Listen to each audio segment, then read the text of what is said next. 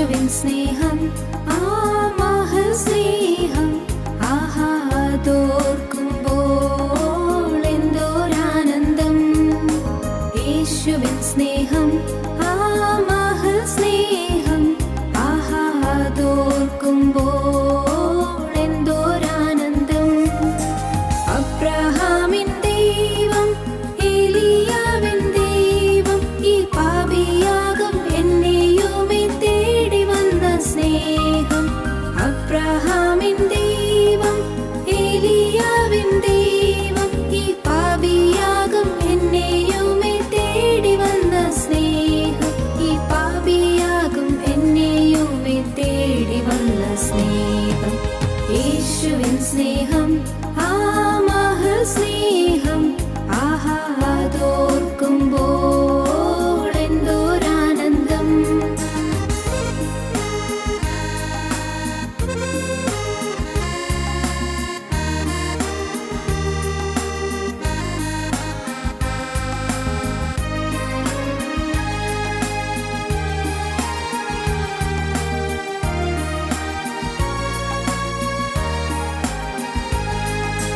ഗോൽഗോഥാവിൻ മുകളിൽ സർവ്വലോക പാപ പരിഹാരമായി തൂങ്ങി മരിച്ചുയർത്തോരു സ്നേഹം.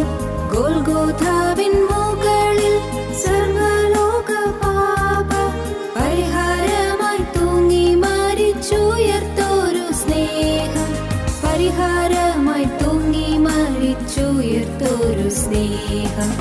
യേശുവിൻ സ്നേഹം ആ മഹസ്നേഹം ആഹാദോർക്കുമ്പോൾ എന്തോരാനന്ദം.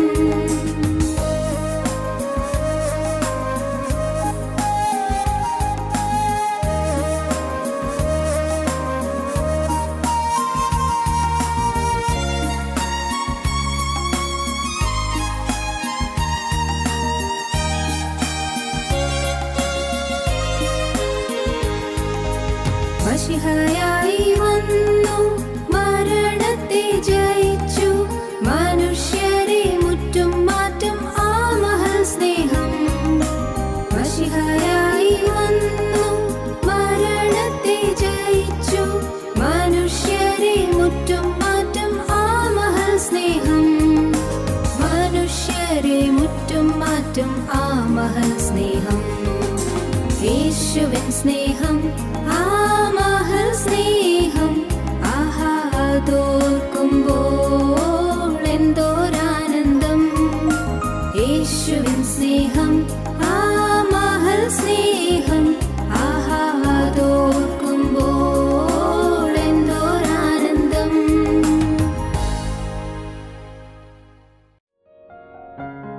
ഞങ്ങളും ക്രൂശിക്കപ്പെട്ട ക്രിസ്തുവിനെ പ്രസംഗിക്കുന്നു. ദൈവ തിരുനാമത്തിന് മഹത്വമുണ്ടാകട്ടെ. റോമർക്കെഴുതിയ ലേഖനം 4-ാം അധ്യായത്തിൻ്റെ 3-ാം വാക്യം തിരുവെഴുത്ത് എന്തു പറയുന്നു? അബ്രഹാം ദൈവത്തെ വിശ്വസിച്ചു, അത് അവന് നീതിയായി കണക്കിട്ടു എന്ന് തന്നെ. അബ്രഹാം ദൈവത്തെ വിശ്വസിച്ചു, അത് അവന് നീതിയായി കണക്കിട്ടു. കഴിഞ്ഞ പ്രാവശ്യങ്ങളിൽ നാം അബ്രഹാമിൻ്റെ ജീവിതത്തിലെ ചില അനുഗ്രഹങ്ങളെക്കുറിച്ച് നാം വായിക്കുകയായിരുന്നു, നാം ചിന്തിക്കുകയായിരുന്നു, നാം ധ്യാനിക്കുകയായിരുന്നു. അബ്രഹാം ദൈവത്തിൻ്റെ ശബ്ദം കേട്ടു, അബ്രഹാം ദൈവത്തിൻ്റെ വചനം അനുസരിച്ചു, അബ്രഹാം ദൈവത്തെ വിശ്വസിച്ചു, അബ്രഹാം ദൈവത്തിൻ്റെ വചനപ്രകാരം പുറപ്പെട്ടു. അബ്രഹാം ദൈവത്തെ വിശ്വസിച്ച് ദൈവത്തിൻ്റെ ശബ്ദം കേട്ടുകൊണ്ട് പുറപ്പെട്ടു, ദൈവത്തിൻ്റെ സ്വരം കേട്ടുകൊണ്ട് പുറപ്പെട്ടു. നിത്യനായ ദൈവം, തേജോമയനായ ദൈവം അബ്രഹാമിന് പ്രത്യക്ഷനായി.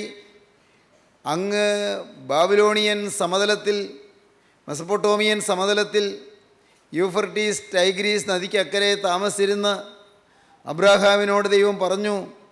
നാം വായിക്കുന്നത് അങ്ങനെയാണ്: നീ നിൻ്റെ ദേശത്തെയും ചാർച്ചക്കാരെയും പിതൃഭവനത്തെയും വിട്ട് പുറപ്പെട്ട് ഞാൻ നിന്നെ കാണിപ്പാനിരിക്കുന്ന ദേശത്തേക്ക് പോക.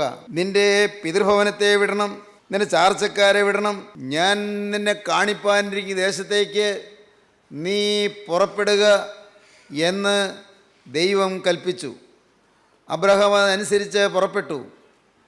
ഈ കൽപ്പന കൊടുക്കുമ്പോൾ തന്നെ ദൈവം അബ്രഹാമിന് വാഗ്ദത്തങ്ങൾ നൽകി. ദൈവം അബ്രഹാമിന് 7 വാഗ്ദത്തങ്ങൾ നൽകി എന്ന് കഴിഞ്ഞ പ്രാവശ്യം നാം ചിന്തിക്കുകയുണ്ടായി. 1, ഞാൻ നിന്നെ വലിയൊരു ജാതിയാക്കും. 2, നിന്നെ ഞാൻ അനുഗ്രഹിക്കും. 3, ഞാൻ നിൻ്റെ പേര് വലുതാക്കും. 4, നീ ഒരു അനുഗ്രഹമായിരിക്കും. 5, നിന്നെ അനുഗ്രഹിക്കുന്നവരെ ഞാൻ അനുഗ്രഹിക്കും. 6, നിന്നെ ശപിക്കുന്നവരെ ഞാൻ ശപിക്കും. 7, നിന്നിൽ ഭൂമിയിലെ സകല വംശങ്ങളും അനുഗ്രഹിക്കപ്പെടും. ആകത്തുക അനുഗ്രഹം തരാമെന്നാണ്, ദൈവം അനുഗ്രഹിക്കുമെന്നാണ്. ദൈവ വചനം കേട്ട് പുറപ്പെടുന്ന ദൈവ പുരുഷന് അനുഗ്രഹങ്ങൾ പിന്നാലെ വരികയാണ്. നിറപടിയായ അനുഗ്രഹങ്ങൾ, സമൃദ്ധിയായ അനുഗ്രഹങ്ങൾ. പ്രിയപ്പെട്ടവരെ, നിങ്ങൾ ഈ വചനം കേൾക്കുകയാണ്. ദൈവത്തിൻ്റെ വചനമാണ് നാം കേൾക്കുന്നത്. ഈ വചനം കേൾക്കുന്നത് നിങ്ങൾ അനുസരിക്കുമെങ്കിൽ, നിങ്ങൾ വചനം വിശ്വസിക്കുമെങ്കിൽ, പിന്നാലെ ഇതാ തുരുതുര അനുഗ്രഹങ്ങൾ നിങ്ങൾക്ക് ലഭിക്കുകയാണ്. ഓരോന്നോരോന്നായി അനുഗ്രഹങ്ങൾ, അങ്ങനെ ഒന്നിനു വകെ ഒന്നായി അനുഗ്രഹങ്ങൾ നിങ്ങൾക്ക് കൈവരികയാണ്. ദൈവം അബ്രഹാമിനോട് കൽപ്പിച്ചു. ദൈവം അബ്രഹാമിനോട് പുറപ്പെടുവാൻ കൽപ്പിച്ചു. അബ്രഹാമിന് ദൈവം വാഗ്ദത്തങ്ങൾ നൽകി. എപ്പോൾ ദൈവം സംസാരിക്കുന്നുണ്ടോ അപ്പോൾ ദൈവത്തിൻ്റെ വചനത്തിൽ വാഗ്ദത്തങ്ങളുണ്ട്. പ്രിയപ്പെട്ടവരെ, ഇന്ന് നിങ്ങൾ ഈ കേൾക്കുന്ന വചനങ്ങൾ ദൈവത്തിൻ്റെ വാഗ്ദത്തങ്ങളും കൂടിയാണ്. നിങ്ങൾക്ക് വരാൻ പോകുന്ന അനുഗ്രഹങ്ങൾ, നിങ്ങൾക്ക് വരാൻ പോകുന്ന കൃപകൾ. പുതിയ നിയമത്തിലേക്ക് വരുമ്പോൾ യോഹന്നാന്റെ സുവിശേഷം 1-ാം അധ്യായത്തിൽ അന്ത്രയോസ് സഹോദരനായ ശീമോനെ കൂട്ടിക്കൊണ്ട് യേശുക്രിസ്തുവിൻ്റെ അടുക്കൽ വരുന്നതായൊരു സംഭവമുണ്ട്. അന്ത്രയോസ് ഈ സഹോദരനായ ശീമോനെയും കൊണ്ട് യേശുവിൻ്റെ അടുക്കിലേക്ക് വരുമ്പോൾ യേശു പറഞ്ഞു, ശീമോനോട് പറഞ്ഞു, നീ ശീമോനാകുന്നു. തൊട്ടടുത്ത് പറഞ്ഞു, നീ പത്രോസ് ആകും. നീ ഇപ്പോൾ ഇന്നതാണ്, എന്നാൽ നീ ഇന്നതാകുമെന്നാണ് പറയുന്നത്. നീ ഇന്ന് ഓടക്കോല് പോലെ, ഞാങ്ങണ പോലെ ആടിയാടി അങ്ങുമിങ്ങും ചാഞ്ചാടുന്ന ഒരു മനുഷ്യനാണ്. നീ ശീമോനാണ്, നീ ഇളകുന്നവനാണ്, നീ ഭീരുവാണ്, നീ എടുത്തിയാട്ടമുള്ളവനാണ്. എന്നാൽ ഞാൻ നിന്നെ പത്രോസാക്കാൻ പോവുകയാണ്. നീ പത്രോസാകും, നീ പാറയായിത്തീരും, നീ പാറ പോലെ സ്ഥിരതയുള്ളവനായിത്തീരും. പ്രിയപ്പെട്ടവരെ, ദൈവം അരുളി ചെയ്യുമ്പോൾ, ദൈവം കാണുമ്പോൾ, ദൈവം സംസാരിക്കുമ്പോൾ വാഗ്ദത്തങ്ങൾ തരികയാണ്. നിങ്ങൾക്കും ഇപ്പോൾ ദൈവം അനുഗ്രഹങ്ങൾ വാഗ്ദത്തമായി തരികയാണ്. നോക്കൂ, നിങ്ങൾ കേൾക്കുന്ന വചനം അനുസരിക്കുമെങ്കിൽ വാഗ്ദത്തങ്ങൾ ഇതാ പിന്നാലെ വരുന്നു. അത് അനുഗ്രഹങ്ങളാണ്. അനുഗ്രഹങ്ങൾ നിങ്ങൾക്ക് ലഭിക്കും. നിങ്ങൾ അനുഗ്രഹിക്കപ്പെടും, നിങ്ങളുടെ മക്കൾ അനുഗ്രഹിക്കപ്പെടും, നിങ്ങളുടെ ദേശം അനുഗ്രഹിക്കപ്പെടും, സകല ജാതികളും അനുഗ്രഹിക്കപ്പെടും. നിങ്ങൾ മൂലം നിങ്ങളൊരു അനുഗ്രഹമായി തീരും. നിങ്ങളുടെ ദേശം അനുഗ്രഹിക്കപ്പെടും. ദൈവത്തിന് സ്തോത്രം. കഴിഞ്ഞ പ്രാവശ്യം ചിലത് സൂചിപ്പിച്ചു. ഇന്ന് തുടർന്ന് ചില കാര്യങ്ങൾ പറയാൻ പോവുകയാണ്. പ്രിയപ്പെട്ടവരെ, നിങ്ങൾ അനുഗ്രഹമായി തീരുന്നത് എങ്ങനെയെല്ലാമാണ്? അനുഗ്രഹങ്ങൾ നിങ്ങൾക്ക് വരുന്നത് എങ്ങനെയെല്ലാമാണ്? ദൈവം അബ്രഹാമിനോട് ഈ അനുഗ്രഹങ്ങൾ കൽപ്പിച്ച് ദൈവം അബ്രഹാമിന് വചനം കൊടുത്തു കഴിഞ്ഞപ്പോൾ അബ്രഹാം എന്തു ചെയ്തു? 4-ാം വാക്യം അങ്ങനെയാണ് വായിക്കുന്നത്. യഹോവ തന്നോട് കൽപ്പിച്ചതുപോലെ അബ്രഹാം പുറപ്പെട്ടു. യഹോവ തന്നോട് കൽപ്പിച്ചതുപോലെ അബ്രഹാം പുറപ്പെട്ടു. അവൻ തൻ്റെ പിതൃഭവനത്തെ വിട്ടു, ചാർച്ചക്കാരെ വിട്ടു, സ്വന്തം ദേശത്തെ വിട്ടു. ദൈവം കൽപ്പിച്ചതുപോലെ പുറപ്പെട്ടു. ദേശത്തെയും ചാർച്ചക്കാരെയും പിതൃഭവനത്തെയും വിട്ടു. എല്ലാം വിട്ട് പുറപ്പെടുകയാണ്. 1-ാം സ്ഥാനം ദൈവത്തിൻ്റെ വചനത്തിന് കൊടുക്കുകയാണ്. ദൈവത്തിൻ്റെ വചനവും ദൈവത്തിൻ്റെ കൽപ്പനയും ദൈവത്തിൻ്റെ നിയോഗവും അതാണ് ഒന്നാമത് വരുന്നത്. മറ്റെല്ലാം പിന്നാലെയാണ്. തൻ്റെ സ്വന്തം പിതൃദേശം, തൻ്റെ സ്വന്തം പിതൃഭവനം, തൻ്റെ സ്വന്തം ചാർച്ചക്കാർ, എല്ലാം അത് പിറകെയുള്ളൂ. എന്നാൽ മുൻപന്തിയിൽ ദൈവമാണ്. സർവശക്തനായ ദൈവമാണ് മുൻപ് നിൽക്കുന്നത്. ദൈവത്തിനാണ് 1-ാം സ്ഥാനം കൊടുക്കുന്നത്. പ്രിയപ്പെട്ടവരെ, നമ്മുടെ ജീവിതത്തിൽ ദൈവത്തിന് നാം ഒന്നാം സ്ഥാനം കൊടുക്കുന്നു എങ്കിൽ ദൈവം നമ്മെ അനുഗ്രഹിക്കും. അബ്രഹാം ദൈവത്തിൻ്റെ വചനം അതുപോലെ അനുസരിച്ചു. അബ്രഹാം പുറപ്പെട്ടു. നാം വായിക്കുന്നത് ഇങ്ങനെയാണ്: ലോത്തും അവനോടുകൂടെ പോയി. ഹാരാനിൽ നിന്ന് പുറപ്പെടുമ്പോൾ അബ്രഹാമിന് 75 വയസ്സായിരുന്നു.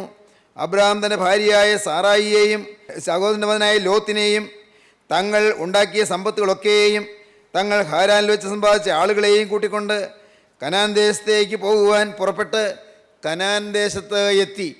ദൈവത്തിന് സ്തോത്രം. ഇവിടെ നാം ശ്രദ്ധിക്കുന്നൊരു കാര്യമുണ്ട്. അബ്രഹാം പുറപ്പെടുമ്പോൾ അബ്രഹാം ബഹുസമ്പന്നനാണ്, ധാരാളം സമ്പാദിച്ചിട്ടുണ്ട്. അന്ന് അങ്ങ് ദൂരെ ഹാരാനിൽ നിന്ന് പുറപ്പെടുമ്പോൾ വലിയൊരു സമ്പത്ത് അബ്രഹാമിനുണ്ട്. വായിക്കുന്നത് എങ്ങനെയാണ്: ഹാരാനിൽ വെച്ച് അവൻ ഉണ്ടാക്കിയ സമ്പത്തുകളൊക്കെയും ഹാരാനിൽ വെച്ച് സമ്പാദിച്ച ആളുകളെയും കൂട്ടിക്കൊണ്ട് കനാൻ ദേശത്തേക്ക് പോകുവാൻ പുറപ്പെട്ട് കനാൻ ദേശത്ത് എത്തി. ദൈവത്തിന് സ്തോത്രം. അടുത്ത വാക്യം: അബ്രഹാം ശേഖേം എന്ന സ്ഥലം വരെയും ഏലോൻ മോരെ വരെയും ദേശത്തുകൂടെ സഞ്ചരിച്ചു. ശേഖേം എന്ന സ്ഥലം വരെ സഞ്ചരിച്ചു. ശേഖേം എന്ന ആ സ്ഥലത്തിനൊരു പേരുണ്ട്. വേദപുസ്തകത്തിലെ പേരുകൾക്കൊക്കെയും അർത്ഥമുണ്ട്. ശേഖേം എന്ന ആ സ്ഥലത്തിൻ്റെ പേരിൻ്റെ അർത്ഥം അതിങ്ങനെയാണ്: പ്ലേസ് ഓഫ് ഷോൾഡർ എന്നാണ്. പ്ലേസ് ഓഫ് ഷോൾഡർ, തോളിൻ്റെ സ്ഥലമെന്നാണ്. തോൾ ചുമട് ചുമക്കുന്ന സ്ഥലമാണ്. തോള് ചുമക്കുന്നതായ നമ്മുടെ ശരീരത്തിലെ ഒരു ഭാഗമാണ്. ശരീരത്തിൽ തോളിലാണ് ചുമടുകൾ. തിരുവചനം പറയും, തോള് ചുമന്ന് വലയുമ്പോൾ തോളിൽ നിന്ന് ചുമട് നീക്കിത്തരുന്നുവെന്ന്. അവൻ എൻ്റെ തോളിൽ നിന്ന് ചുമട് നീക്കിയെന്ന് സങ്കീർത്തനത്തിൽ നാം വായിക്കുന്നുണ്ട്. തോളിൽ ചുമടുണ്ട്. എന്നാൽ ഈ ചുമട് ചുമക്കുന്ന സ്ഥലം, ദ പ്ലേസ് ഓഫ് ഷോൾഡർ, ചുമട് ചുമക്കുന്ന ആ ഷോൾഡറിൻ്റെ തോളിൻ്റെ സ്ഥലം വരെ, അവിടം വരെ എത്തുകയാണ്. ശേഖേം എന്ന സ്ഥലം വരെയും അവൻ സഞ്ചരിച്ചു. ദൈവത്തിന് സ്തോത്രം. പ്രിയപ്പെട്ടവരെ, എന്താണ് ഇതിൻ്റെ അർത്ഥം? അതിന് വലിയ അർത്ഥമുണ്ട്. കീഴേ ശാശ്വത ഭുജങ്ങളുണ്ട്. തോളിൻ്റെ സ്ഥലം വരെയും അവൻ എത്തിയപ്പോൾ കീഴേ ശാശ്വത ഭുജങ്ങളുണ്ട്. ബൈബിളിൽ ഒരു വാക്യമുണ്ട്: eternal God is our refuge, underneath are the everlasting arms. ദൈവം, അവൻ പുരാതനായ ദൈവം നമ്മുടെ സങ്കേതമാകുന്നു. കീഴേ ശാശ്വത ഭുജങ്ങളുണ്ട്. തോള് ഭുജങ്ങൾ കീഴേയുണ്ട്. ദൈവത്തിൻ്റെ ഭുജം താങ്ങിക്കൊണ്ടെത്തിച്ചു. ഓർക്കുക സഹോദരങ്ങളെ, ഈ സമയത്ത് നമ്മുടെ ചിന്തകൾ പിറയിലേക്ക് പായഞ്ഞു പോയാൽ നമ്മുടെ കഴിഞ്ഞകാല ജീവിതത്തെ നമുക്ക് ഓർക്കാൻ പറ്റും. ദൈവത്തിൻ്റെ ഭുജങ്ങൾ നമ്മെ താങ്ങിയത്, ദൈവത്തിൻ്റെ തോളിൽ നമ്മെ വഹിച്ചത്, അവൻ നമ്മെ തോളിലേറ്റിക്കൊണ്ട് നടന്നത്, അവൻ്റെ ഭുജങ്ങളിൽ നമ്മെ വഹിച്ച് നമ്മെ കൊണ്ടു നടന്നത്, അവൻ നമുക്ക് അനുഗ്രഹങ്ങൾ ദാനമായി തന്നത്, അവൻ നമ്മെ ആപത്തുകളിൽ താങ്ങിയത്, അവൻ്റെ ഭുജത്തിൻ്റെ ബലം നമ്മെ താങ്ങിയത്, ഭുജബലത്തിൻ്റെ കരവീര്യത്താൽ അവൻ നമ്മെ നയിച്ചു കൊണ്ട് വന്നത്, നമുക്ക് അനുഗ്രഹങ്ങൾ സമൃദ്ധിയായി തന്ന് നമ്മെ നയിച്ചത്. ദൈവത്തിന് സ്തോത്രം. കഴിഞ്ഞ കാലങ്ങളിലേക്ക് തിരിഞ്ഞു നോക്കിയാൽ നമ്മുടെ മടുപ്പ് മാറും, നമ്മുടെ നിരാശ മാറും, നമ്മുടെ ക്ഷീണം മാറും, നമ്മുടെ തളർച്ച മാറും. ഓരോരുത്തർക്കും ഇന്ന് എന്തെല്ലാം പരിഭവങ്ങളുണ്ടോ, ഏതെല്ലാം പ്രയാസങ്ങളുണ്ടോ, ഏതെല്ലാം കാര്യങ്ങളിൽ ഇന്ന് വേദനാ വിഷയങ്ങളുണ്ടോ, ഇന്ന് ഏതെല്ലാം കാര്യങ്ങളിൽ ഭാരങ്ങളുണ്ടോ, അതെല്ലാം അവിടെ ഇരിക്കട്ടെ. എന്നാൽ നിങ്ങൾ പിറകിലേക്ക് നോക്കൂ. ദൈവം ചെയ്തതായ നന്മകൾ, ദൈവം നടത്തിക്കൊണ്ടുവന്ന വിധങ്ങൾ, ഒരത്ഭുത കരം വഹിച്ചുകൊണ്ട് വന്നു എന്ന്, സ്വർഗീയ ഭുജം താങ്ങിക്കൊണ്ട് വന്നു എന്ന്, സ്വർഗത്തിലെ ഭുജം തോളിലേറ്റിക്കൊണ്ട് നടന്നു എന്ന്, സ്വർഗത്തിലെ ദൈവം നമ്മെ തോളിലേറ്റിക്കൊണ്ട് വന്നു. യെശയ്യാ പ്രവാചകൻ ഇങ്ങനെ പറയുന്നുണ്ട്: അവൻ നമ്മെ ഭുജത്തിലേറ്റിക്കൊണ്ട് വന്നു എന്ന്, തോളിൽ വഹിച്ചു കൊണ്ടുവന്നു. കീഴേ ശാശ്വത ഭുജങ്ങളുണ്ട്. അബ്രഹാമിനെ തോളിലേറ്റിക്കൊണ്ട് ദൈവം വന്നു.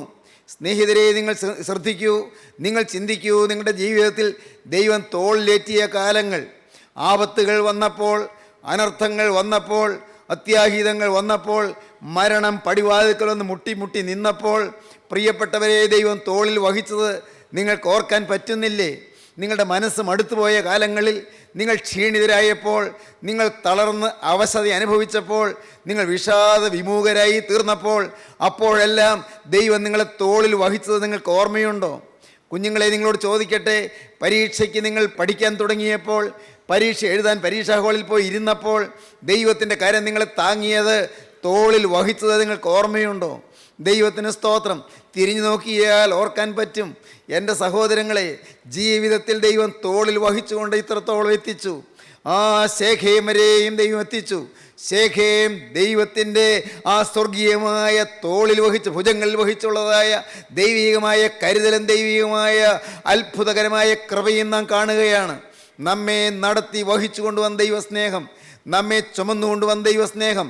വാർദ്ധക്യം വരെയും ചുമപ്പാൻ ശക്തനാണെന്ന് യെശയ്യാവ് പറയും.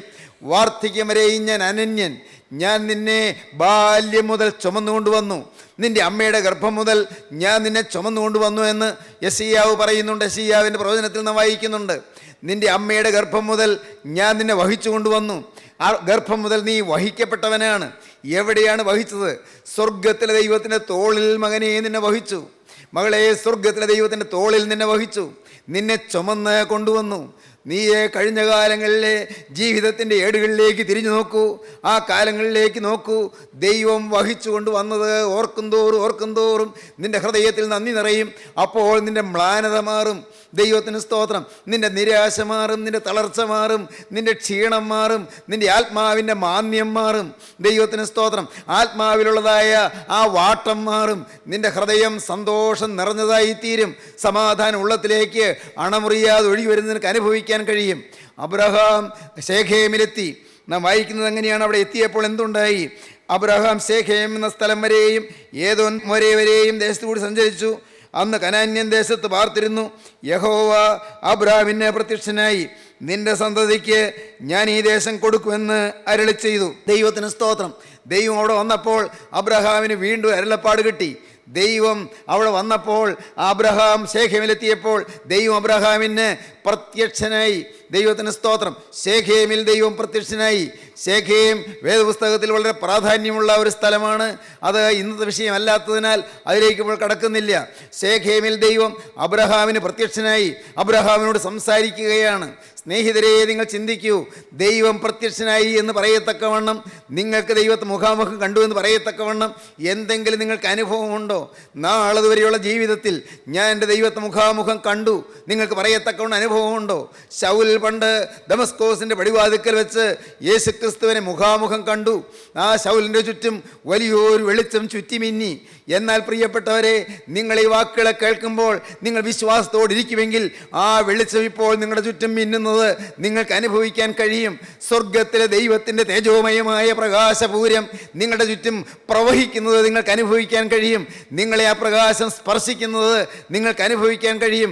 ആ പ്രകാശത്തിൻ്റെ അത്ഭുതകരമായ വെളിച്ചത്തിൻ്റെ മാസ്മര ശക്തിയിൽ നിങ്ങൾ ലയിക്കുന്നത് നിങ്ങൾക്ക് അനുഭവിക്കാൻ കഴിയും. ക്രിസ്തുവിൻ്റെ പ്രകാശം നിങ്ങൾക്ക് ചുറ്റും കതിരിടുന്നത് നിങ്ങൾക്ക് നേരിട്ട് അനുഭവിക്കാൻ കഴിയും. എങ്ങനെയാണ് ഈ പ്രകാശത്തെ അനുഭവിക്കാൻ കഴിയുന്നത്?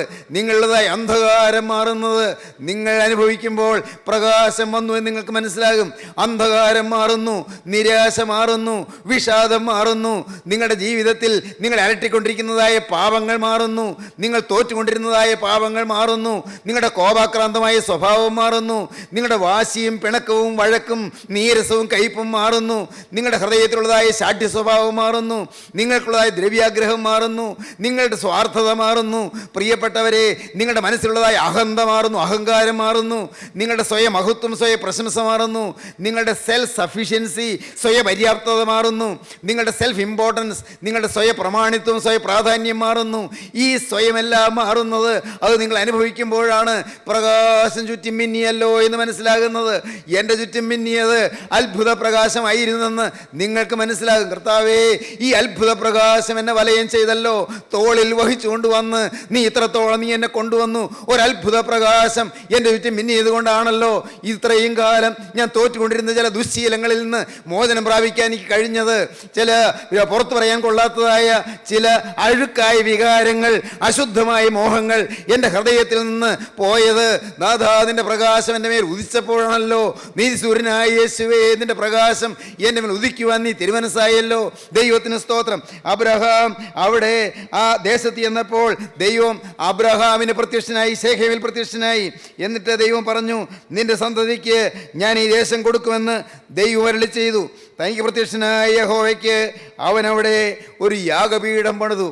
ദൈവത്തിന് സ്തോത്രം. അബ്രഹാം ചെയ്തത് അതാണ്. ദൈവം എനിക്ക് പ്രത്യക്ഷനായി, ദൈവം എനിക്ക് വാഗ്ദത്വം തന്നു, ദൈവം എൻ്റെ യാത്രയിൽ കൂടെ ഉണ്ടായിരുന്നെന്ന് എനിക്ക് തെളിവ് തന്നു. ദൈവം ഇപ്പോൾ എന്നോട് നേരിട്ട് സംസാരിച്ചു. അന്ന് വിളിച്ചിറക്കിയപ്പോൾ സംസാരിച്ച അതേ സ്വരം ഇന്നും കേൾക്കാൻ എനിക്ക് ഭാഗ്യം ലഭിച്ചു. പ്രിയപ്പെട്ടവരെ, ദൈവം പ്രത്യക്ഷനാകുന്നത് എങ്ങനെയാണ്? ദൈവം പ്രത്യക്ഷനാകുന്നത് വചനത്തിൽ കൂടിയാണ്.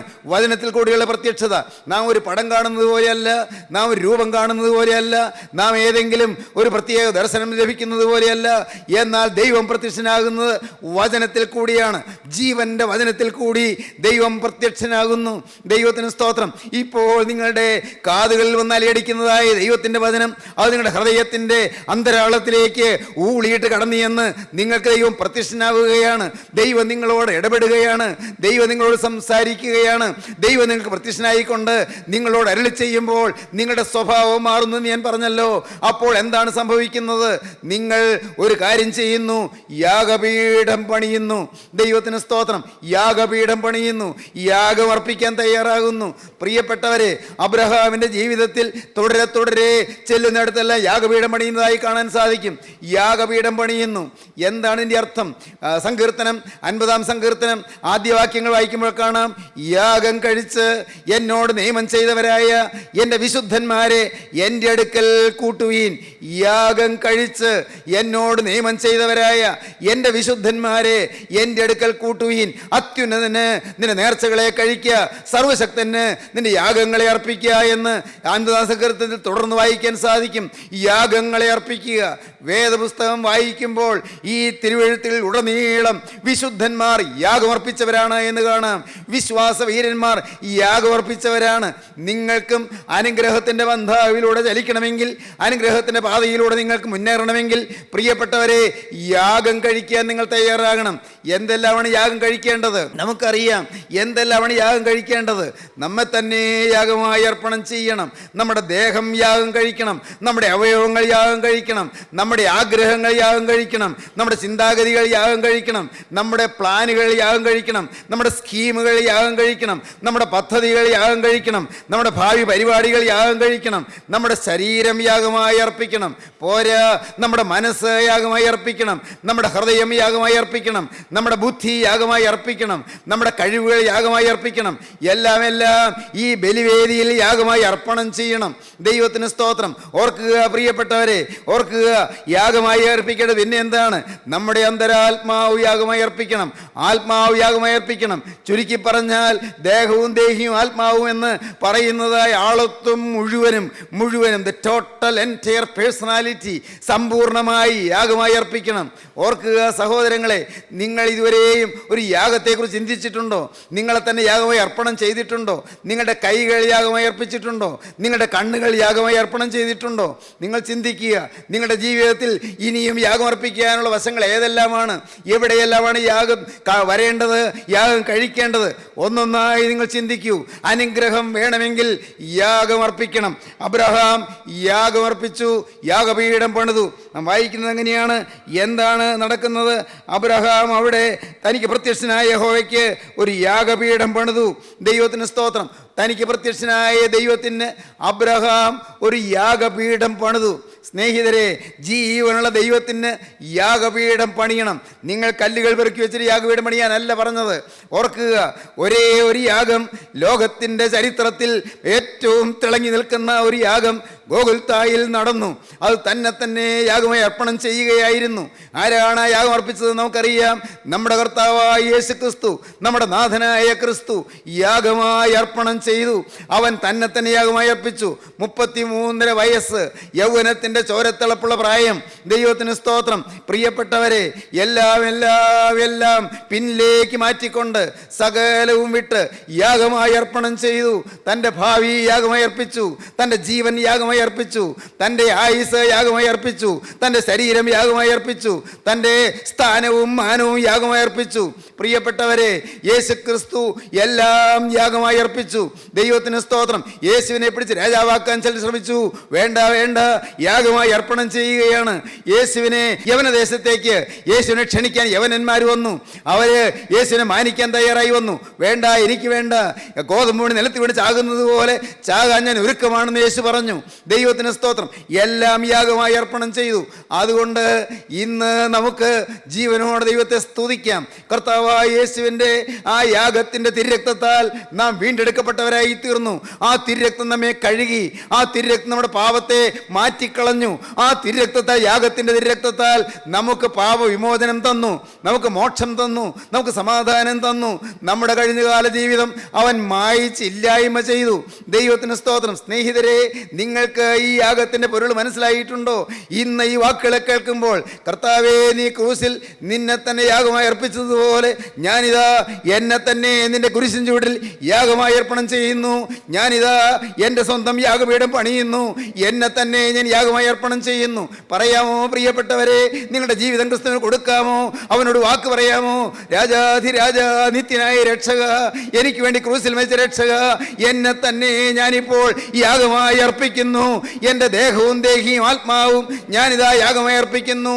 എൻ്റെ ശരീരത്തിൻ്റെ അവയവങ്ങൾ ഞാനിതാ യാഗമായി അർപ്പിക്കുന്നു. രാജാധിരാജ, നിത്യരക്ഷകനായ യേശുവേ, എൻ്റെ ഭാവി ഞാൻ യാഗമായി അർപ്പിക്കുന്നു. ഇനി എനിക്ക് യേശുവേ നീ മാത്രം, നീ മാത്രം, നീ മാത്രം. യേശുവേ, നീ അല്ലാതെ ഒരു ജീവിതമില്ല. നീ മാത്രം പ്രസാദിക്കുന്ന ഒരു ജീവിതം, നീ സന്തോഷിക്കുന്ന ഒരു ജീവിതം. നാഥാ, നീ പ്രസാദിക്കുന്ന, എൻ്റെ ഉള്ളം പ്രസാദിക്കുന്ന ഒരു മകൻ എന്ന് നീ പറയുന്ന ഒരു ഭാഗ്യകരമായ ജീവിതം, അതിനായി ഞാനിതാ എന്നെ തന്നെ സമർപ്പിക്കുന്നു. നമുക്ക് സമർപ്പിക്കാം, നമുക്ക് തീരുമാനിക്കാം, നമുക്ക് പ്രാർത്ഥിക്കാം. നമ്മെ തന്നെ ക്രിസ്തുവിൻ്റെ പാദപീഠത്തിലേക്ക് അർപ്പണം ചെയ്തുകൊണ്ട് നമുക്കെങ്ങനെ പാടാം? എന്നെ തന്നെ സന്നിധിയിൽ കാഴ്ചയണപ്പാനും നാഥാ, എന്നെ നിനക്കു സുഗന്ധമതായി അർപ്പിപ്പാനും കൃപ ചെയ്യുക. എന്നെ നിനക്കു സുഗന്ധമതായി അർപ്പിപ്പാനും കൃപ ചെയ്യുക. കരുണയുള്ള കർത്താവേ, ഞങ്ങൾ നിന്നെ സ്തുതിക്കുന്നു. തന്ന വചനങ്ങൾക്കായി സ്തോത്രം, തന്ന ആലോചനകൾക്കായി സ്തോത്രം. നാഥാ, നിൻ്റെ ഈ മക്കളെ അവിടുന്ന് വാഴ്ത്തിയതിനായി സ്തോത്രം, കൃപയിൽ പൊതിഞ്ഞതിനായി സ്തോത്രം. രണ്ടാമത്തെ വേണ്ടി ഞങ്ങളെ ഒരുക്കണം. യേശുവിൻ നാമത്തിൽ തന്നെ.